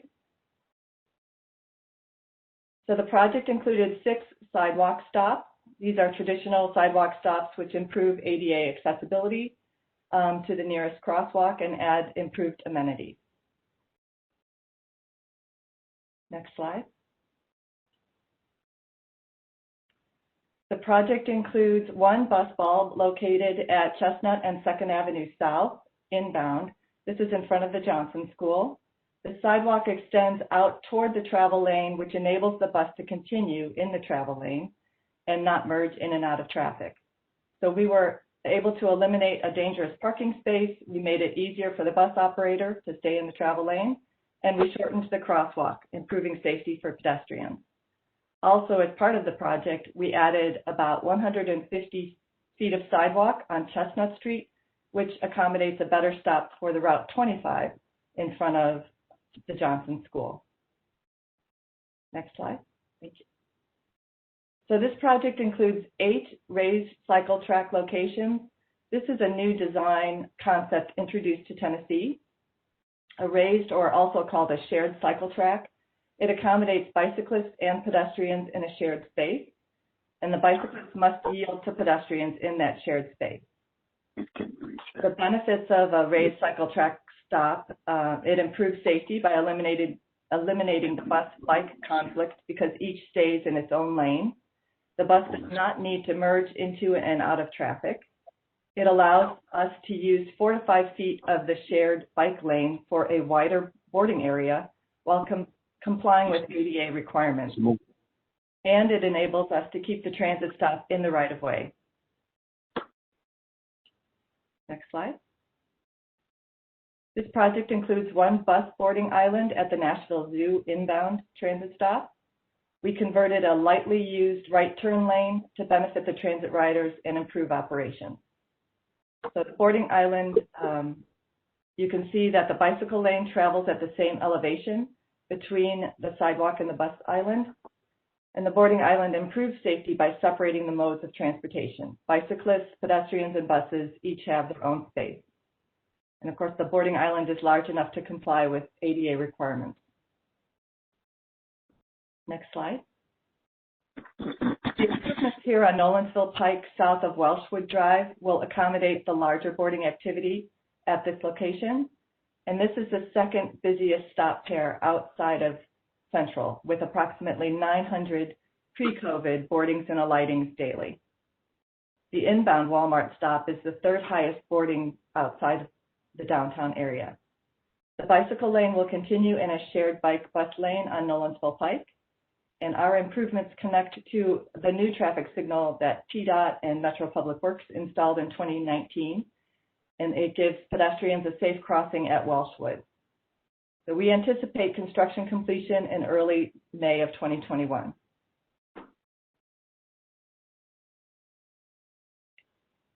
So with the anticipated construction costs of $2,366,000, the project is approximately 12% under budget. Next slide. So we can also celebrate that this week, this project received Walk Bike Nashville's Streets for the People Award for most walkable and bikeable design outside the urban core. WeGo Public Transit is improving the streets and amenities for transit riders. And the Nolensville project is a showcase of how we are implementing the strategies set forth in the design guidelines and the N-Motion Master Plan by improving access to transit and making service more comfortable. So Trey Walker, our Chief Development Officer, will talk about the future Nolensville transit stops at the fairgrounds. Lydia, as Lydia mentioned, there were 18 stops that we are currently under construction and building. And originally, our project here is funded to construct a total of 20 stops along this corridor. The two outstanding ones are both located at the fairgrounds, and due to the development of the fairgrounds, and as things continue to change in that area, we have decided to bring the design along of those at their own pace. So just an introduction to the things that are happening at the fairgrounds. We have very much in the very top right corner of that image that you see here on the fairgrounds master plan, that's Nolensville Pike. And as Lydia mentioned, the Route 52 really is a workhorse for our system, running most frequent service in the area that abuts the fairgrounds. And so what you see on the master plan is several phases of construction, the build out of the fairgrounds. I'll just note the ones down there are the Fair Park that's existing. The two is a proposed extension of Fair Park, and that actually abuts Nolensville Pike, and so I'll mention that later. The Expo Center work that's taken place already on site is the number 4. The stadium is the 7 that you see on the left side of the image, and then the kind of 8 that are mixed in there, those are the mixed-use development. So what's happening right now on the site is construction of the stadium, as well as the 6s that you see. That's the infrastructure improvements taking place on the fairgrounds property itself, which includes kind of an extension of Wedgwood to Craighead and some intersections and bridges and things of that nature. So all that to say, it's a very busy area, and it does, ultimately abut our site and involves Nolensville Pike as the site continues to build out. Next slide, please. So what does that mean for our existing conditions and our improvements? Well, we already had a fairly significant ridership at this location that's flagged for our stop improvement project prior to the construction of everything that I just mentioned. And again, this is on our frequent transit network that is bypassing this site. So our existing stops are due for some improvements. You can see these right now are bench stops with limited sidewalk, limited pedestrian access, and even down the bottom image on the inbound stop, that's a pop-up shelter built by the Civic Design Center Turbo Group. So basically acknowledging that if people are waiting here, we're trying to meet with some improved amenities at this location. Next slide, please. So we're looking at the design of the improvements at these stop pairs. At this stop pair, there's really 2 main considerations for us. First and foremost is that Browns Creek flows underneath Nolensville Pike in this location. And the area in blue there that you see, that is the floodway. So in this area, flash floods about once or twice a year. These areas are actually underwater. And the lighter shaded areas are the 100-year floodplain and the 500-year floodplain. And the road running kind of diagonally on the page there, that's Nolensville Pike. So from Craighead all the way up to Moore on kind of the left edge is essentially encompassed by the floodway. And with that comes some regulatory hurdles with actually locating structures and installing structures in this location. So we're working with Metro Water as well as the other project partners in the area to try to navigate the existing regulatory framework for being able to install shelters in this location. Next slide, please. The next thing here is pedestrian connections. Nolensville Pike is a very busy road. And getting from one side to the other, particularly in something like an event or something that's servicing the area with the fairgrounds development, can be a challenge. You see that on Wingrove Street there to the kind of the north, the Nolensville Pike's running diagonal again on your page. And on Wingrove, kind of the crossing street there, about 2/3 of the way up the page, there is a painted crosswalk at that location present day, but it is unsignalized. And there isn't necessarily the sidewalk network built out around that stop.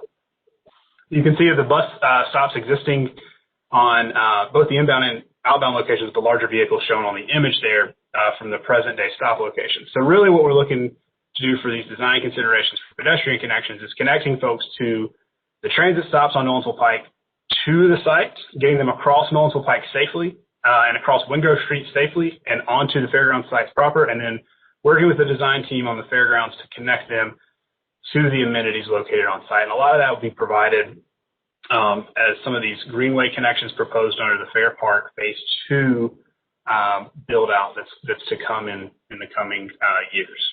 Next slide, please. So when we're looking for a preferred location of our transit stops, we've settled on, or we're preferring a location shown on the images below. We are utilizing the existing crosswalk at Wingrove Street because it is called in several plans to be signalized in the future. So we'll be looking to capitalize on those safe crossings that will be installed with future public works or private development projects as well. So we're located far side of that on the inbound direction and far side of that crosswalk on the outbound direction.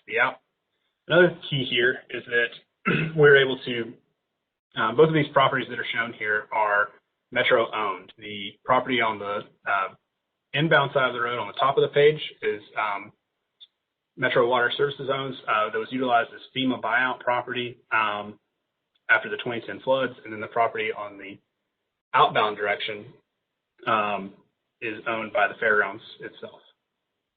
Next slide, please, Monica. So when we're actually looking at the canopy section, noting that we are in the floodway, and we are looking for something that's pretty expansive for what could be a larger crowd of people, we are looking to copy the design that Lydia presented for the 6 structures, the larger canopy structures that are located at the Knowlesville and Welshwood intersection in that stop design concept. So we're looking to mirror that design. However, we are looking to harden the structure for potential flooding. So what we're showing here is instead of steel columns, they're encased in concrete.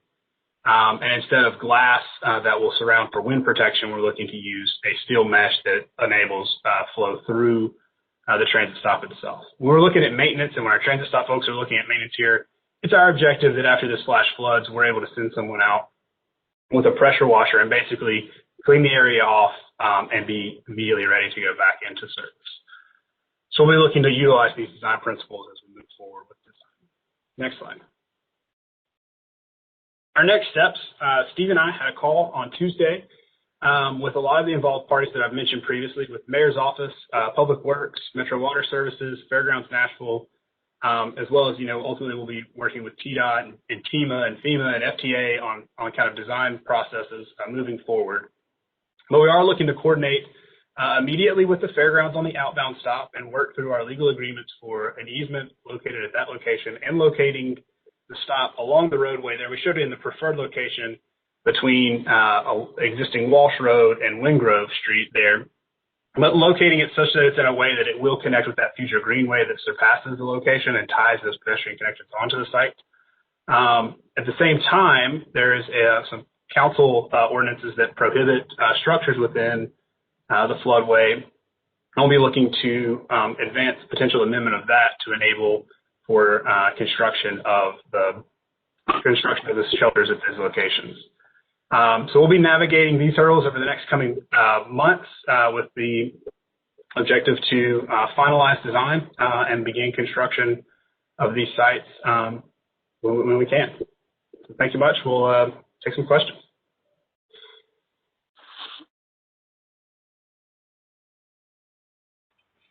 I do have one question, Trey. Do you all have any conversations with the construction folks that are working on the soccer stadium, or is there any kind of interface going on between you all with that? We do. We've met with them on several occasions. Not just on, actually right now we're bringing kind of our project to them for consideration and incorporation of their efforts, but we also I participate on a monthly coordination call that they have regarding stadium construction, the infrastructure project that's being built on site, and kind of their next steps for that. So we're trying, it's kind of a two-way street here. They're sharing their information as the projects come on with them, and then we're also sharing with them as we develop our project adjacent to it. I was just wondering if there was even some opportunity for some further partnerships with them about the space. Trey. Good. Trey. Yes, sir. Is there any reason why WeGo MTA was not listed with the involved parties? We're leading the charge on the stop design coordination, so I didn't leave us off, but yeah, it's us working with all of the agencies listed below, and then probably 2 or 3 others in addition to that. Walter, this is Steve. This project is a real Rubik's Cube, so believe me, if there was a way for us not to be involved, I would love to find it. I heard that. We're hip deep in it. And I think to add on to Trey's point, Gail, about coordination with the site, the long term, I would highlight 2 things. Number one, in one of the slides you saw, even pre-pandemic, but really anything going on at the fairgrounds. So before any of that development occurs, whether it's the mixed use, the residential, the soccer stadium, whatever might happen with the racetrack, the expo center, 80 people a day were boarding at that stop, and largely they were traversing through the fairgrounds property from the adjacent neighborhood. So hopefully the long-term improvements with the Wedgwood connection, with the intersection at Nolansville, will not only support fairgrounds activities, and employees who are going to work at the fairgrounds and what have you, but also support the folks who currently ride with us already out of that neighborhood. In fact, in the call that Trey referenced the other day, Ron Goebel, one of their project managers, said, yeah, we know a lot of folks ride out of that stop because when we put up the construction fencing every morning, we would watch them jump over the fence, cross our construction site to make their way out to Nolansville Pike to catch the bus. So again, it comes down to the issue of how do we make our system more accessible and how do we work with these parties. One of the longer term projects associated with fairgrounds development is, can you go back in the slides to the fairgrounds development site, Monica, like the first slide of the fairgrounds piece?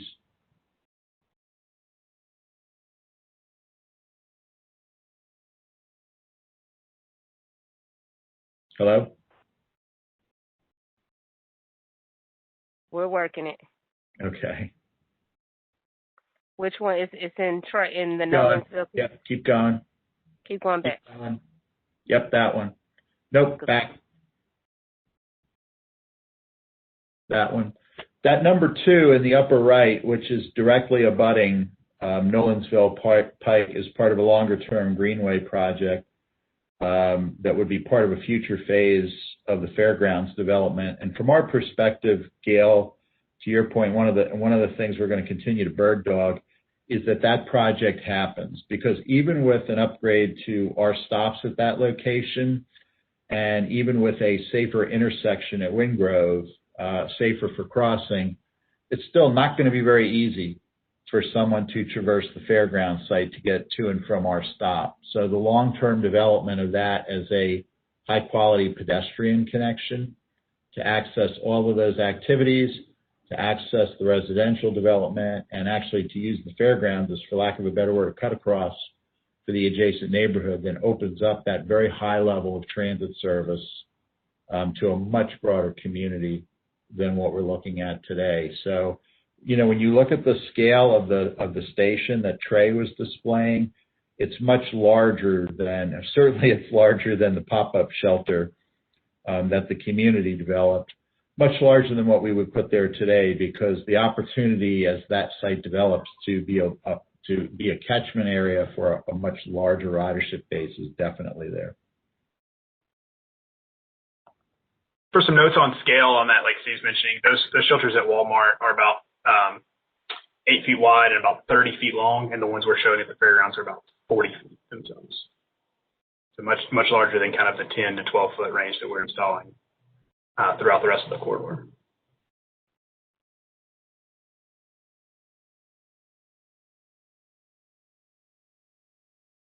I talked about the soccer stadium, but so I'll just add this in any conversations with the Speedway, since I'm looking at this picture right now. Seems like it's starting to get some attention as well. From what I understand in conversations with folks who are involved, is that issue will likely heat up over the next couple months. And as part of the meeting we had earlier in the week that Trey referenced, was assured to me by 3 different people I spoke to after the fact that our project, the shelter project, the stop improvement, the pedestrian improvement, joining the site to Nolensville is a very high priority issue in those conversations. So, and frankly, it's something that Trey can allude to. I shouldn't say this in a public meeting. When all of those facilities open, parking is going to be a real challenge. Yes. In that neighborhood.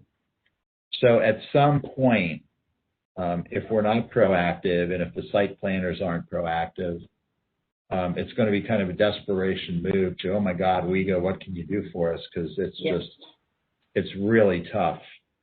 So, really important to kind of have all that happen in lockstep. So I think, and with much credit to Trey, those of you who work with Trey on a regular basis, he's been with us quite a while now, but still relatively new to the mix.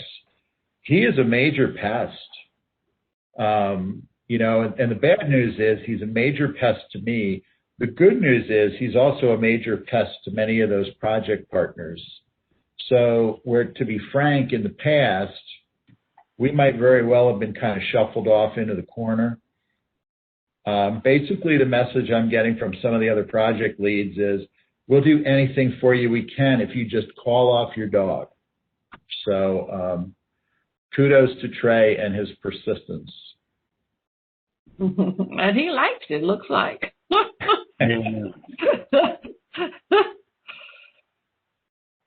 Well, I think that thank you for that, Steve, and for Lydia and Trey. I mean, kudos for the award from, Streets for People. That's amazing. It's a very tricky spot there. I mean, we're from Nashville. We know. I mean, that's some amazing work, I did learn a new word today, signalize. I had no idea that was a word. And, this was a status update. I would like to encourage Trey, maybe, Steve doesn't appreciate that, but I like to tell people that I have two modes, Border Collie or Pit Bull. So, you have one or the other. I mean, we enjoy it. We love, getting people to move along with things. And I'm so grateful to have somebody with that personality working on such a tough project. Thank you all, and well done in these presentations. Gail, I'll turn it to you. Any more questions for Trey or for Lydia?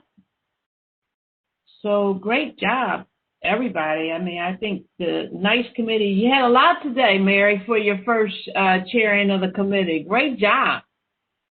A lot of good information, and so then that will conclude, that concludes your report for NICE. Is that correct? Yes, it does. Thank you. Okay. Thank you very much. Steve, how about a CEO report? Thank you, Madam Chair, and I'll try to abbreviate it because I know we are running long today. First of all, I always like to keep you up to date on the COVID-19 stuff and our staff. I'm very pleased we're kind of mirroring the rest of the country after that severe spike after Thanksgiving, where we had as many as 40 people off on COVID leave. We are down, and as of this morning's report, we are down to 7 folks, 6 who are off with a positive test and 1 who is off awaiting test results. So hopefully that trend continues and we can kind of eradicate this, certainly from our workforce. We are in an infrastructure priority group, and my thanks to Nick Oldham, our safety manager, who probably Dr. Wright over at Metro Health considers Nick the same type of pit bull that folks at the Fairgrounds, Metro Water, and Public Works think of Trey.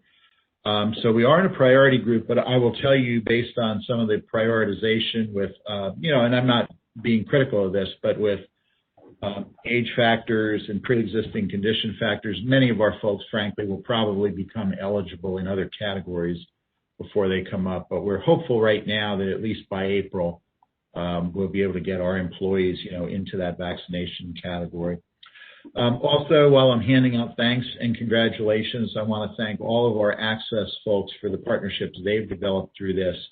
We are now actively partnering with Metro Health, MDHA, and Neighborhood Health Services, who are coordinating a lot of the vaccination scheduling in some of our underprivileged communities to offer transportation services for folks who have no other rides. So when folks are scheduling their vaccination appointments through any of those three entities, one of the questions they're asked is if they have transportation. And if the answer is no, they get the name, the information, and then once a week, they send that over to us, and we book rides for those folks on Access. And to date, and the program's really only been in effect for a few weeks, we've transported over 50 people on that program. So Marilyn, Abby, Dan, everybody over at Access, really appreciative of everything that you're doing. I sent out an email communication to the board a week or two ago. Mayor has released his capital spending plan, which is currently undergoing council review. Hopefully will be approved in the next couple of weeks. It is a large plan, a very aggressive plan, which we're happy to see.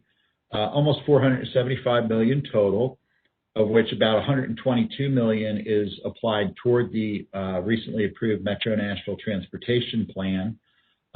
Even though only $6.6 million of that is targeted to transit, so about 5% of the overall transportation spend in this capital spending plan is targeted toward transit. We are hopeful that extensive spending in the arena of sidewalks, traffic management systems, and particularly of importance to us, this downtown neighborhood traffic study will certainly have other benefits on transit riders. Apart from our normal grant matches, the capital spending plans program for transit are for transit shelter stop upgrades and to continue to advance our transit center project program. We forwarded members. Ed put in some tremendous work in his group on putting together our budget submission, got it to Metro on time. You all received copies. Again, as a reminder, we're requesting a restoration to our full $51.6 million annual baseline budget, plus $3.2 million additional to start implementing the Better Bus service enhancements included in the mayor's transportation plan. Current schedule would have us meeting with Metro Finance and representatives of the mayor's office sometime between March 15th and April 3rd. During the month of April, Metro Finance will assemble the city budget, and it will be delivered to council for consideration no later than May 1st. And as you're aware, they have to approve it by June 30th. I think Lydia and Trey sort of immersed you in the Nolensville Pike project, so I won't mention that, but I will update you on a couple of the other project fronts. North Nashville Transit Center keeps humming along. We've actually officially kicked off our outreach efforts. We're working with Perry Dugard and Dugard Communications, doing some outreach in that neighborhood, and she has already commenced meetings with some of the neighborhood leadership to start getting input on that design. Next month, we expect to be back to you with a couple of formal actions on that center. One will be to authorize the design task order with Smith G. Architects for design. And hopefully the other will be, as was alluded to earlier in the reports, the demolition contracts for existing structures up on North Nashville. Also expecting to bring forward that formal construction contract for the Hillsborough project. We're time sensitive on that because it'll be important for us to approve those construction contracts in March for us to be open in August, concurrent with the opening of the school district. Want to thank Mr. Knight and his comments on the quick ticket system. Want to thank him for being a beta tester. Specifically, we have the beta test going so we can identify some of the glitches before we have thousands of them. And that is also moving along. One of the benefits we've had from reduced ridership with the pandemic is it's allowed us to kind of do a slow rollout of quick ticket. But now, frankly, we're at a point where we kind of hope more people start using it so we can put that system through its paces.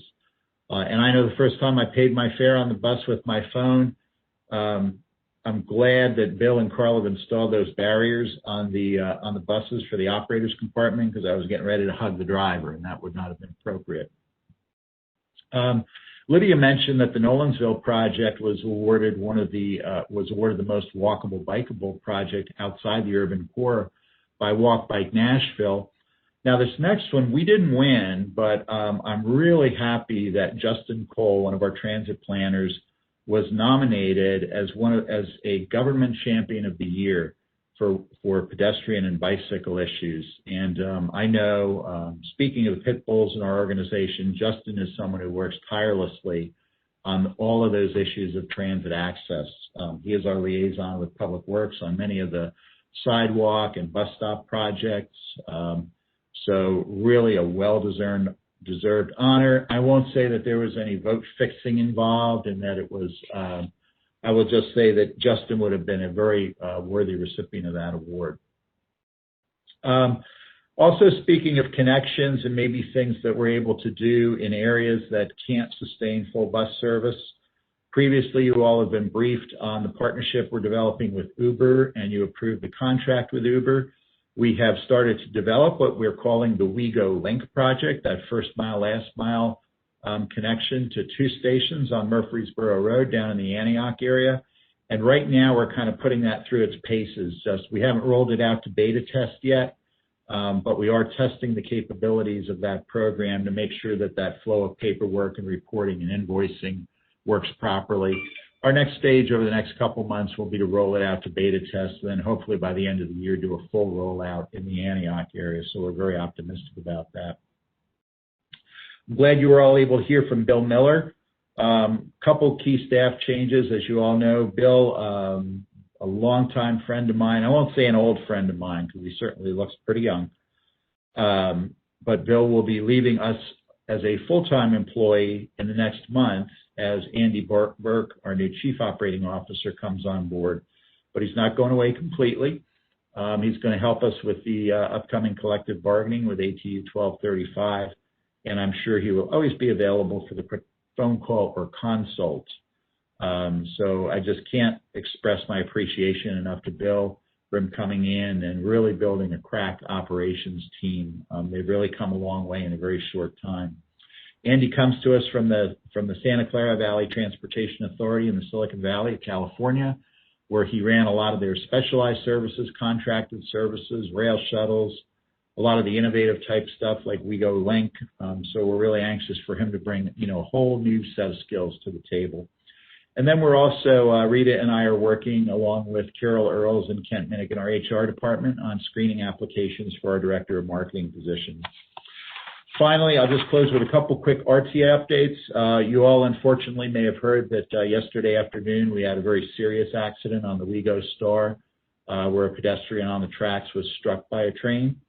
Unfortunately, whenever I hear pedestrian and train, that equation does not work very well. So our prayers for the individual, but also, frankly, for the engineer. My thoughts in rail accidents like that always go to the engineer because that's a very traumatic experience. Mount Juliet Station is complete as far as we're concerned on the construction, but we are continuing to work with the developers of the Vintage Station North complex on the opposite side of the tracks from the station. They're looking to develop essentially a platform on the other side of the tracks, which would allow us to do dual door boarding of the Star at that station, so folks who are using that complex would have direct access to the train, not have to kind of circle around on Mount Juliet Road to come in the front entrance. And then procurement staff are also working. I'm going to give another call out to Denise Richardson, a very new employee who works with Amber and her group. We're sort of putting Denise in charge of all the impossible procurement projects, and this is one. Basically a request for information on consulting services for us to take the Star to the next level, whatever that means. So that's going to be a very interesting project on the Star side and on the RTA side over the next year or so. So I guess I didn't abbreviate it as much as I had hoped, but thank you for your time. And Madam Chair, unless there are any questions, that concludes my report. Oh, you were just fine, Steve. You had lots of good stuff to share. Anyone have any questions for Steve? Mary, Walter, any questions? Well done. And, I'll just, and my report's very short, and I'll just start right here. I just thank you all for all the work that you're doing. Just by virtue of what our agenda was today means that you all are working extremely hard, very diligently, and very intentional to continue to make certain that MTA WeGo is one of the most equitable transit systems in America, and I appreciate all the work that all of you all are doing, and led by you, Steve. So thank you very much. To the conversations about making certain that we are funded, we are working on a letter, and Mary, thank you for your leadership and to work with and working with Amanda to help us with the editing of it to make certain the mayor understands that as board members, we are advocates for MTA and transit in Nashville, and certainly sending our message to the mayor as it relates to the need for and the critical need for sufficient funding for MTA going forward. Why we feel certainly we benefited somewhat, and so did the city benefit from the CARES Act. It's critically important that we continue to advocate for MTA to be fully funded by Metro Nashville.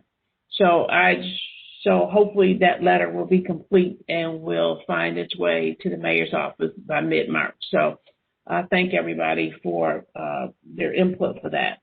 It is really, really critical that this message is shared all the time, anytime, and that we are good stewards of the message. So thank you all for that. Also want to just take one moment and just really celebrate the life of Elizabeth Liz Duff, our first African-American bus driver. She certainly was a trailblazer, and to lose her, we send our condolences to her family and to her MTA family. We weren't WeGo then, so she retired, but to her MTA family, because when you have trailblazers like that, you just continue to grow that legacy in so many others. So to Liz and her family, we send our absolute best. Thank you for the opportunity to sort of just let me reflect on that, because that is so meaningful. Bill Miller, thank you for all your work that you have done for us and will continue to do for us. I love that Steve is not letting you off the hook, because your expertise is still needed and still necessary, but thank you for all the day-to-day operations work that you've been doing to support MTA. It's been great, and I know so many people have received you so well, so thank you very much for all your hard work.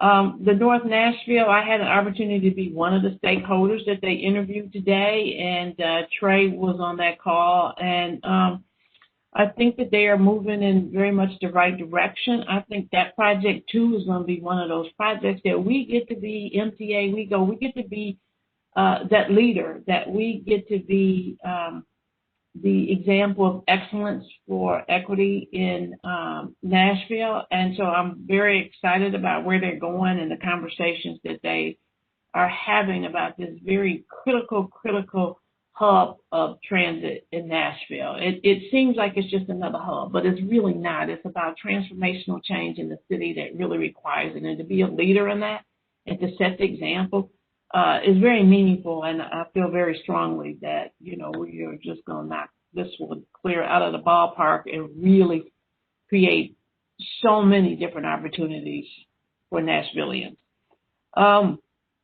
Other than that, again, I just continue to always say MTA WeGo has the rockinest staff ever, and you all keep up all the hard work, stay safe, stay healthy, and all's good.